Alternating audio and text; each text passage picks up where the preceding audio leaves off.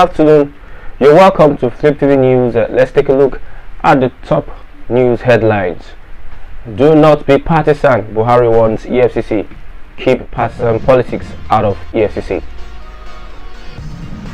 April 6th, Judgment Day for Cross River Deputy and House members.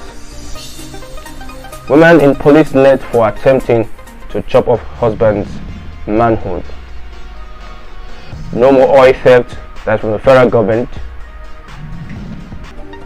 I will create 5,000 jobs with Odogu bitters from Obi Kubana. Let's take a look at the news in detail.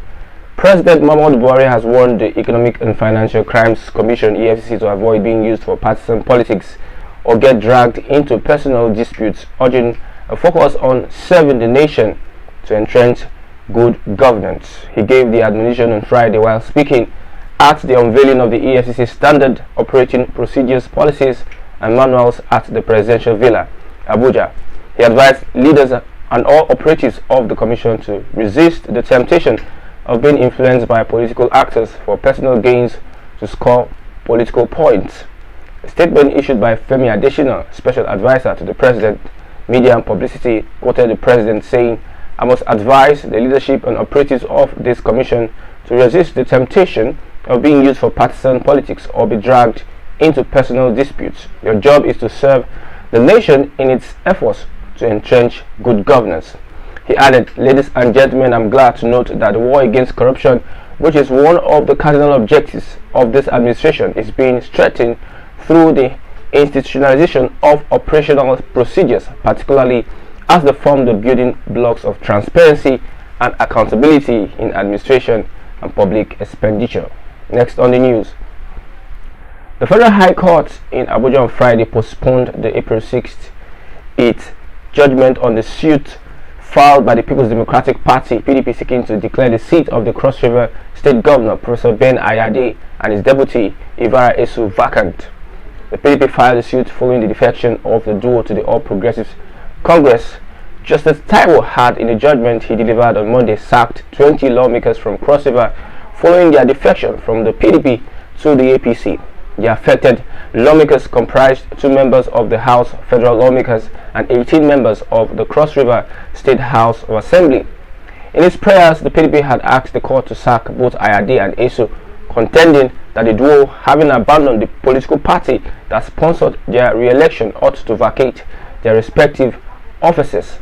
It also, among others, sought a declaration that votes at the election and other elections were won by political parties and not the candidate or the candidate sponsored at the election by the political parties. Police in Agbo, Delta State, have arrested Blessing Ndidi, a housewife, for attempting to cut off her husband's manhood over allegation of infidelity at Alisemien community in Ika South local government area of the state. Nigerian Tribune gathered that Ndidi, a native of Akowa in Imo State, had on several occasions inflicted injuries on her husband. On the fateful night, it was further gathered that the man, a bricklayer, was said to have been drunk before the attack. After the attack, he was later rushed to a private hospital in Boji Owa in Ika Northeast local government area where he is recuperating. In business, the federal government has warned that it will no longer condone any form of criminality on the nation's oil and gas facilities and installations, saying that crude oil thieves, pipeline vandals and illegal refiners have their days numbered.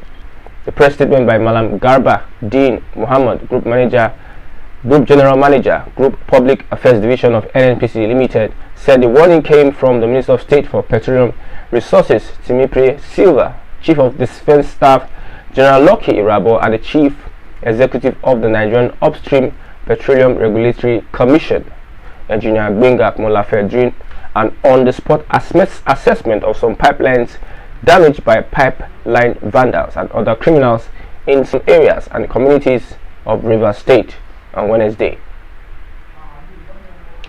Mr. Obinna Iyebu, Chief Executive Officer of Odogu Bitters, on Tuesday said the company will create 5,000 direct jobs in 5 years. Iyebu, popularly known as Kubana, disclosed this during a media chat in Lagos, where he also said that about 20 billion naira will be invested in the company within the next 2 years. We've come to the end of Fliptv news at this moment.